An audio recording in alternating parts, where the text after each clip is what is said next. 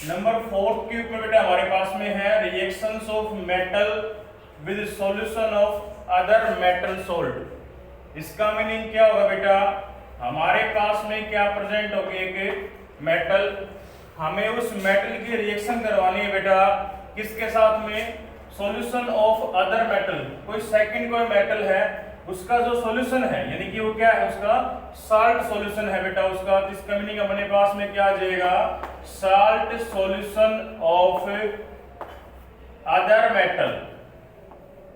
एक मेटल होगी और उस मेटल की रिएक्शन करवाएंगे बेटा, हमारे पास में सेकंड जो मेटल होगी उसका साल्ट सॉल्यूशन होगा।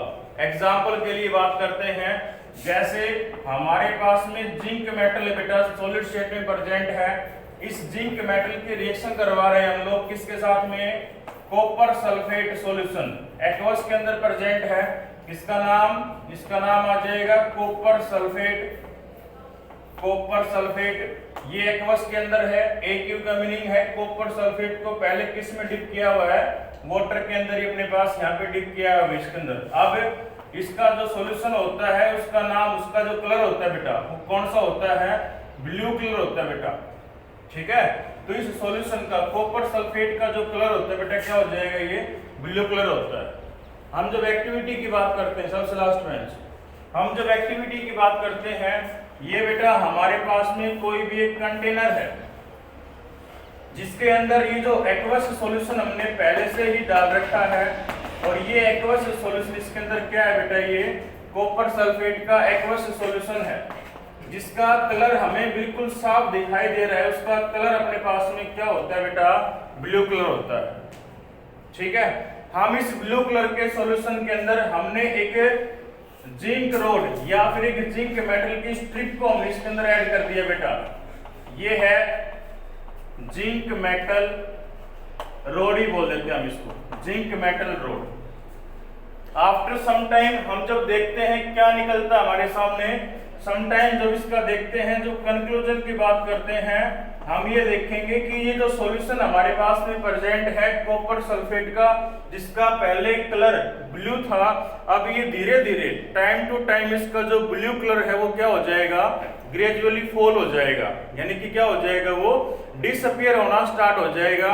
और एक टाइम ऐसा आएगा जो सारा का सारा जो ब्लू कलर था वो क्या हो जाएगा, कलरलेस सॉल्यूशन बन जाएगा। इसका मतलब यहाँ पे ये जो कलरलेस जो बना है ये किस वजह से बना है, ये जिंक मेटल की वजह से बना है। ध्यान रखें, ये वाला क्वेश्चन अपने सीबीएसई में आ चुका है, तो जो भी क्वेश्चन मैं आपको बताता हूँ प्रीवियस ईयर के क्वेश्चन, उन क्वेश्चंस को ध्यान से आपको करना है और उनको आपको सेपरेट एक अलग जगह पे जो आपकी जो नोटबुक है वहां पे चैप्टर वाइज आपको उसमें नोट करना है, ठीक है।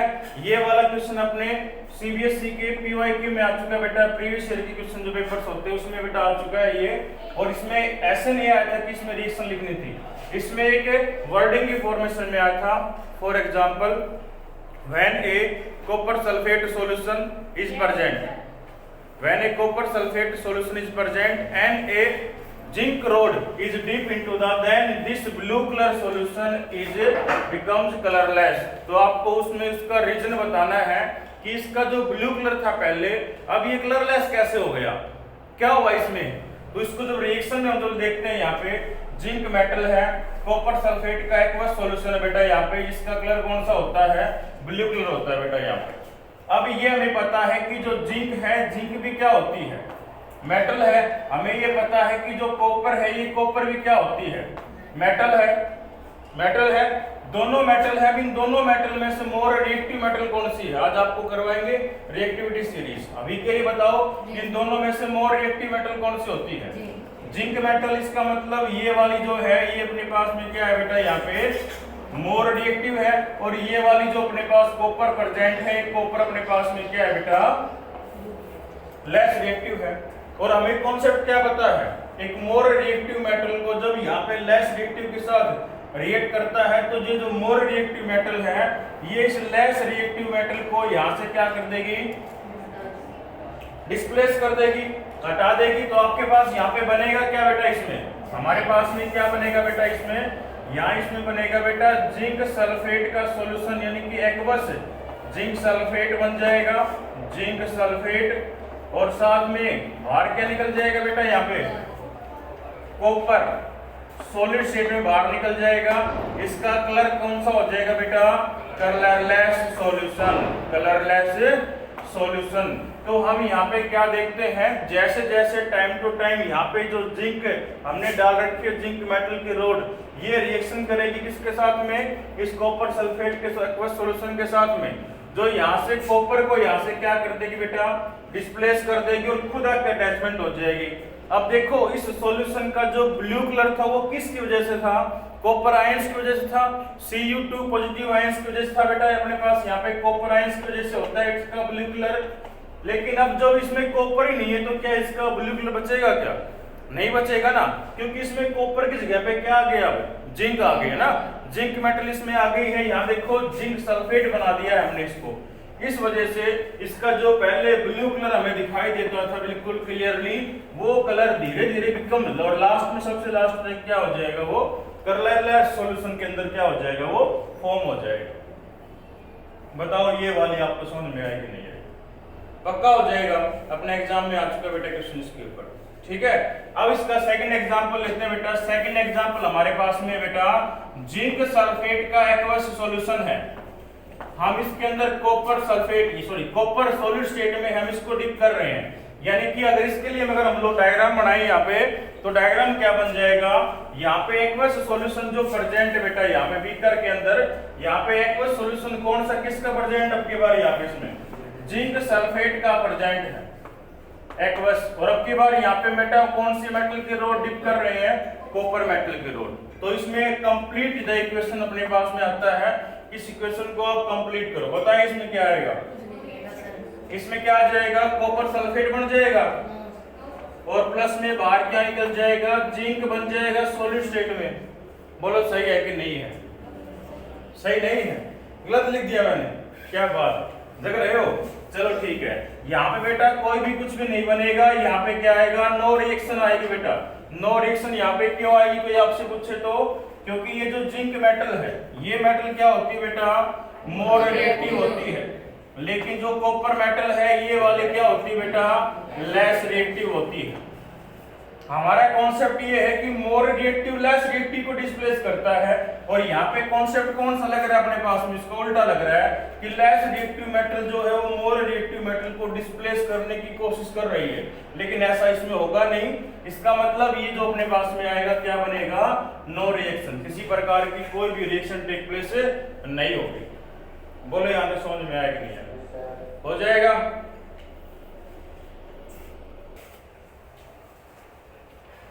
क्वेश्चन था बेटा हमारे पास में, what is aqua regia, aqua regia क्या होता है, एंड राइट इट्स कंस्टिट्यूएंट्स, और ये किस किस से मिलके बना है, हमें इसके बारे में बताना है। सबसे फर्स्ट में जो अपने पास में क्वेश्चन है बेटा, व्हाट इज एक्वा रिजिया, हम इस क्वेश्चन का आंसर करते हैं। एक्वा रिजिया का ही एक सेकंड नेम होता है बेटा रॉयल वाटर, यानी कि अगर इसमें एग्जाम में अगर रॉयल वाटर आ जाए तब भी इसका मतलब किसके बारे में पूछता है, वो एक्वा रिजिया के बारे में पूछता है, या फिर अगर उसमें एक्वा रिजिया आ जाए इसका मतलब वो रॉयल वाटर के बारे में पूछता है, ठीक है। अब एक्वा रिजिया होता क्या है, it is a freshly prepared, इसको बिल्कुल फ्रेशली प्रिपेयर्ड किया जाता है। ये नहीं कि आपने पहले बना के छोड़ दिया और फिर इसका अगर आप यूज करोगे, ऐसा नहीं हो सकता है। इसको फ्रेशली प्रिपेयर्ड किया जाता है। मिक्सचर होता है ये, किसका मिक्सचर होता है ये, कंसंट्रेटेड हाइड्रोक्लोरिक एसिड, इसका मतलब कंसंट्रेटेड HCl, ये प्लस में साथ में एंड कंसंट्रेटेड नाइट्रिक एसिड, इसका मतलब दोनों के दोनों क्या होने चाहिए बेटा, इसमें कंसंट्रेटेड होने चाहिए। आपको शायद पता होगा कंसंट्रेटेड का और डाइल्यूट का मीनिंग, दोनों का डिफरेंस क्या होता है। डाइल्यूट एसिड का मतलब है in which more amount of water is dissolved, and concentrated का मीनिंग क्या है, more amount of acid is dissolved, is known as concentrated. अगर आपने इन दोनों को मिक्स कर दिया और उसका भी एक पर्टिकुलर रेशियो होता है बेटा, nitric acid in the ratio 3:1, इसका मतलब 3:1, और ये भी किसमें है बेटा, इसके भाई वॉल्यूम में है। जब इसका वॉल्यूम फाइंड आउट करेंगे तो उसमें रेशियो 3:1 होना चाहिए, किस किस का, कंसंट्रेटेड HCl का और कंसंट्रेटेड HNO3 का। अब उसके बाद में मैंने आपको बताया था कि हमें इसकी रिक्वायरमेंट क्यों होती है, ऐसा क्या हो गया हमारे साथ में कि हमें एक्वा रीजिया की फॉर्मेशन की रिक्वायरमेंट होती है।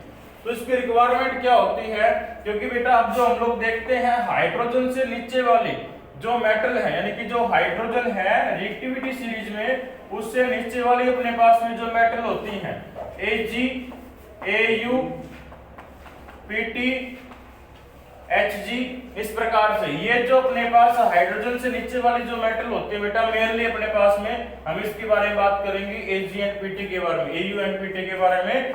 अब ये जो प्रेजेंट है ये आसानी से वाटर में डिसॉल्व नहीं होती है, नहीं होती ना, फिर ये किस में डिसॉल्व हो जाएंगी, ये इस एक्वा रीजिया में डिसॉल्व हो जाएंगी, क्योंकि यहाँ पे क्या प्रेजेंट है 3:1 का वॉल्यूम किसका, कंसंट्रेटेड HCl का और कंसंट्रेटेड HNO3 का।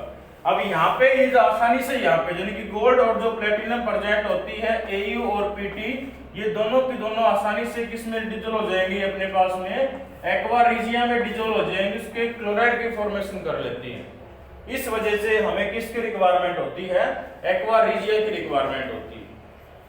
हो जाएगा, यहाँ तक कंप्लीट कर लेंगे सभी।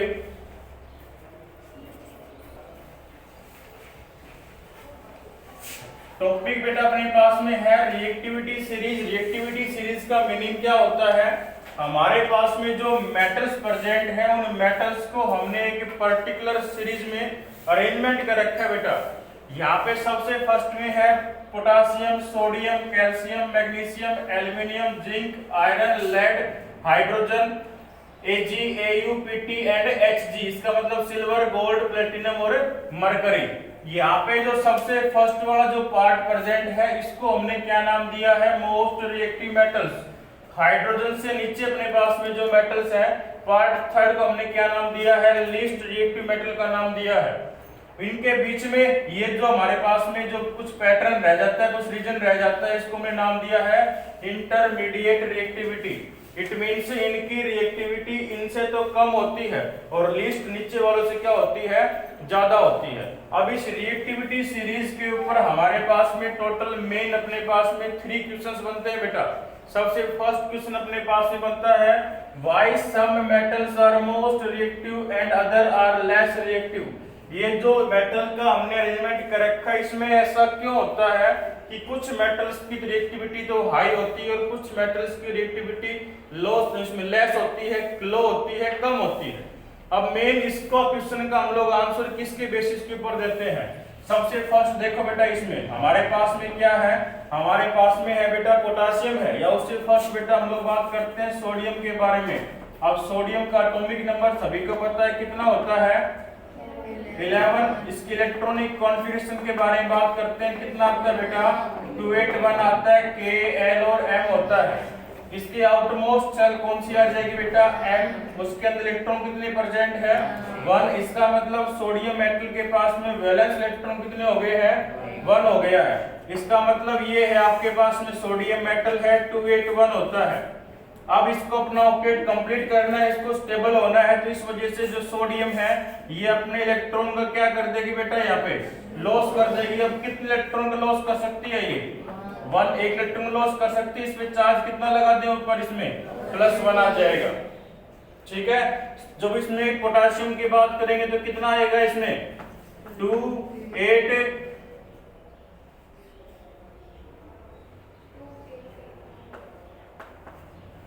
ये भी अपने पास में क्या कर सकती है बेटा, इलेक्ट्रॉन का लॉस कर सकती है। इस पे चार्ज कितना लगा दे, K पॉजिटिव, और 1 इलेक्ट्रॉन क्या कर दे बेटा, ये लॉस कर देंगे आराम से। इसका मतलब क्या है, हमने यहाँ पे कॉन्सेप्ट क्या बना लिया, जो मेटल जितनी आसानी से अपने इलेक्ट्रॉन का लॉस कर देगी वो मेटल उतनी ही ज्यादा रिएक्टिविटी होगी। बोलो बात समझ में आई कि नहीं आई, पक्का। इसका मतलब हमने सिर्फ इन्हीं को ही मोस्ट रिएक्टिव मेटल का जो पार्ट बताया है, इसका पार्ट क्या बताया, इसको हमने ऐसा क्यों बताया, इसका आंसर हमें मिल गया ना। इसका आंसर हमें क्या मिला है, बिकॉज दे कैन इजिली या रैपिडली लूजेज इलेक्ट्रॉन्स। ये मोस्ट रिएक्टिव मेटल्स का पार्ट क्यों है, क्योंकि ये बड़ी आसानी से इलेक्ट्रॉन को क्या कर सकती है, ये लॉस कर सकती है अपने पास। हमने इसमें देखा है यहाँ तक। इसमें जब नीचे वाले मेटल की बात करेंगे, Ag, Au, प्लेटिनम और Hg की बात करेंगे, ये सबसे लीस्ट रिएक्टिव है। इसका मतलब they can not lose easily electron, not loses electrons easily, यानी कि ये आसानी से इलेक्ट्रॉन्स का लॉस नहीं करती हैं। ये कहती है इलेक्ट्रॉन का लॉस नहीं करती हैं, इस वजह से आसानी से हम इसको क्या बोलते हैं, फिर यहाँ पे लीस्ट रिएक्टिव मेटल है। तो कोई भी मेटल हमारे पास में है, कोई भी अपने पास में एलिमेंट हमारे पास में, उसमें मेटल्स की बात करेंगे तो इन दोनों में से कौन से वाली मेटल ज्यादा रिएक्टिव होगी वो डिपेंड किस पे करेगा, वो डिपेंड करेगा उसकी टेंडेंसी के ऊपर टू लूज द इलेक्ट्रॉन। जिस मेटल की जितनी ज्यादा टेंडेंसी होती है इलेक्ट्रॉन को लॉस करने की, वो मेटल उतनी ही ज्यादा मोस्ट रिएक्टिव। जिसकी टेंडेंसी लेस होती है इलेक्ट्रॉन लॉस करने की, इसका मतलब वो लेस रिएक्टिव, लीस्ट रिएक्टिव। जब इंटरमीडिएट की बात करते हैं, इनकी टेंडेंसी इनसे तो क्या होती है, कम होती है इलेक्ट्रॉन लॉस करने की, और इनसे क्या होती है इलेक्ट्रॉन लॉस करने की टेंडेंसी ज्यादा होती है। इसलिए ये किस में आती है, इंटरमीडिएट रिएक्टिविटी में आती है। बोलो फर्स्ट वाले क्वेश्चन का आंसर सभी कर लेंगे, नहीं कर लेंगे, हो जाएगा यहाँ तक। सेकंड वाले की बात करते हैं बेटा, metals which are more reactive than hydrogen. ये अपने पास में है, क्या हो गया, ये अपने पास में बेटा इसमें है हाइड्रोजन। जो हाइड्रोजन से ऊपर, यानी कि अब इसके बारे में बात कर रहे हैं इंटरमीडिएट के बारे में, which are more reactive than hydrogen के बारे में बात कर रहे हैं। इसका मतलब इनकी रिएक्टिविटी क्या है, ज्यादा है, इनकी टेंडेंसी क्या है, ज्यादा है to lose the electrons. Second question. Third question के बारे में बात करते हैं बेटा, metals which are less reactive than hydrogen.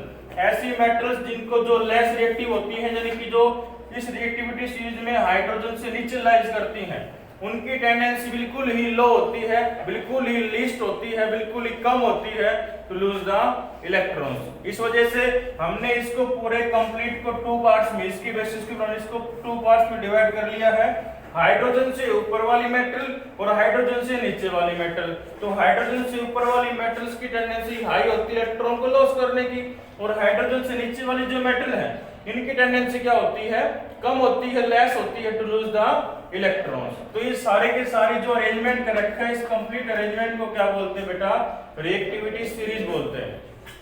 आगे यहां तक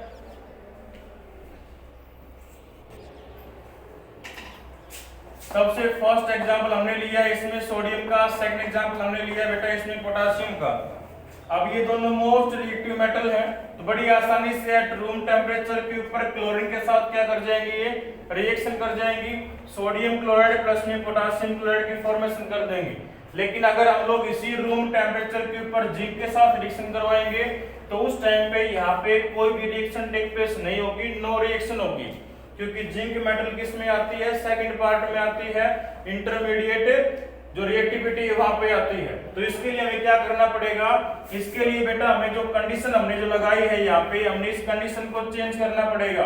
कंडीशन को चेंज क्या करेंगे, reaction with chlorine, reaction with chlorine on heating, क्या लगा देंगे यहाँ इसके ऊपर, ऑन हीटिंग। इसका मतलब है रूम टेम्परेचर के ऊपर इसके साथ रिएक्टिविटी नहीं होगी, लेकिन अगर हमने इसको हीट कर दिया तो आफ्टर हीटिंग क्या हो जाएगा, ये बिल्कुल आसानी से जिंक रिएक्ट कर जाएगा किसके साथ में, Cl2 के साथ में, और किसकी फॉर्मेशन कर देगा, ये जिंक क्लोराइड की फॉर्मेशन कर देगा।